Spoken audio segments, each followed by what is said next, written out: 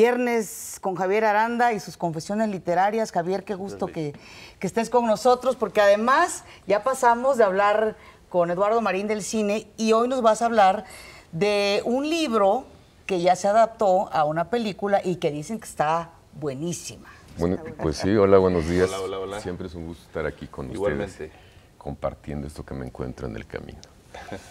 Y yo no soy muy afecto a ver la cuestión de las novedades editoriales porque sean nuevas, ¿no? Pero hay cosas que sí me llaman la atención y hago la prueba que me enseñó Fernando Benítez, porque yo le decía, ¿cómo escoges un libro de cuyo autor no sabes nada y que tampoco has leído otra cosa parecida? Y me decía, pues es muy fácil, vas a la librería, lo abres en cualquier página y si lo que lees te atrapa, lo compras y si no, lo dejas para otra cosa. Es un buen tip, ¿eh?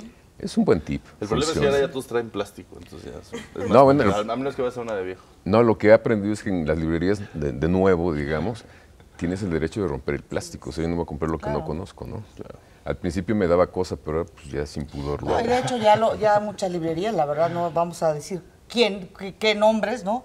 Pero te permiten hacer exactamente eso. Sí. Bueno, pues este es el caso de un libro que es un bestseller, es una novedad que se llama Talentos Ocultos. Hay una versión ya en cine. Y el tema me llamó la atención porque habla del caso de 4 mujeres afroamericanas, pero nos habla de cómo se podían desarrollar en el Estados Unidos de mitad del siglo XX. Y las opciones que tenían realmente eran muy pocas. Laboralmente, por más que tuvieran mucha capacidad intelectual, siempre tenían que dirigirse a instituciones de educación media y media superior y superior segregadas, es decir, escuelas para negros. Eso, que la segregación era fatal, tenía una gran ventaja. Los grandes científicos, los grandes pensadores negros que se habían formado en distintas universidades solamente podían dar clases en universidades para negros. Y eso hizo que algunas tuvieran muchos talentos y los alumnos tuvieran, digamos, de primera mano, conocimientos de todo tipo, de la mejor gente, de las mejores universidades del país. Y en esas universidades se formaron estas mujeres contra viento y marea, porque ellas lo que querían era tener una opción laboral. Y la opción laboral sigue siendo, digamos, a partir de esa idea que tenemos de la educación, de que te va a permitir tener otro mundo, otra plataforma, etc. Iban con todo en contra, porque además eran mujeres. Los buenos trabajos de los hombres, los trabajos, digamos, eran quitarle el tallo al tabaco. Un buen trabajo para los hombres era hacer botones en los trenes, de esos que andan viendo los tickets y viendo las rutas, a ver si cumples con todo. Y nada más. Y las mujeres muy preparadas, digamos, mujeres que habían estudiado una licenciatura en matemáticas y que además habían estudiado alguna maestría, su aspiración máxima era dar clases. Les pagaban algo así como $200 al año, pero estas mujeres tuvieron una oportunidad que se las dio la guerra. La guerra hizo que los hombres se fueran al combate y que hubiera muchos puestos vacantes y pocos profesionales con la calidad que ellas tenían. Entonces se fueron reclutando en bases, digamos, de aeronáutica en Estados Unidos y empezaron a demostrar las capacidades que tenían. Y cuando digo que hacían cálculos matemáticos, debemos pensar en la tecnología de entonces. Usaban las reglas de cálculo, los lapiceros y unas computadoras que eran unas sumadoras muy rudimentarias, y llegaron después, cuando llegaron las computadoras, a ser tan eficaces y tan rápidas como las primeras computadoras. Ellas, algunas de ellas participaron, por ejemplo, en los cálculos para que la cápsula espacial de Apolo 11, sí, ¿verdad? Llegar a la Luna, y también para poner a orbitar al primer ser humano de Estados Unidos que diera una vuelta alrededor del globo terráqueo. Entonces, a partir de su conocimiento se fueron imponiendo en un país que todavía tenía a las matemáticas, les llamaban las computistas negras, las tenían separadas y no se podían juntar con las otras, ¿no? Pero la capacidad de estas mujeres hizo que profesionalmente se fueran integrando, empezaran a ser reconocidas como ingenieras, fueran interlocutoras también de los ingenieros que hacían los planes, porque ellas las usaban como máquinas de sumar y restar y hacer cálculos. Y empezaron ellas a tomar decisiones realmente para planificar cosas y viajes, y fue cuando empezaron a despegar estas cosas. La presión fue también por parte de Rusia, porque pues, era la época de la Guerra Fría, y la Guerra Fría empezó a señalar y a decir, bueno, ese país que habla de la libertad tiene 2 tipos de ciudadanos, los blancos, que tienen todos los derechos, y los negros, que tienen algunos derechos. Entonces, finalmente eso hizo posible que la segregación se quitara, gracias a Truman, a varios decretos que hizo, pero la inercia todavía del racismo seguía presente, ¿no?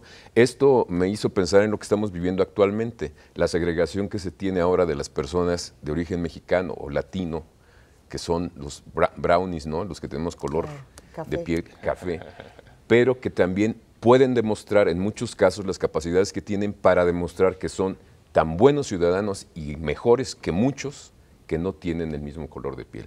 Eso me llamó la atención mucho de este libro. Me llamó la atención que son crónicas, no es nada inventado, es la vida de 4 mujeres, en donde cuentan los avatares familiares, dejaban a la familia para ganarse, en lugar de $200 al año como maestras en una escuela, pues podían ganar $1,300 al año como computistas o como matemáticas.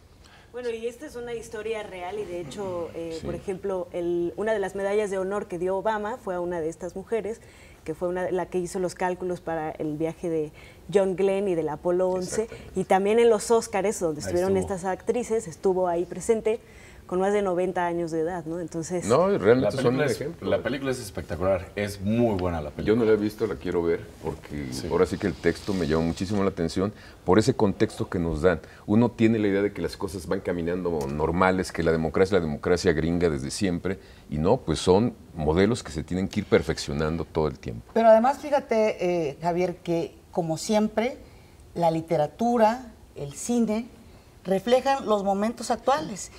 Que no es casual, por ejemplo, que este tipo de historias donde te hablan de la segregación racial, la segregación por cuestión de género, estén presentes en la literatura y en el cine.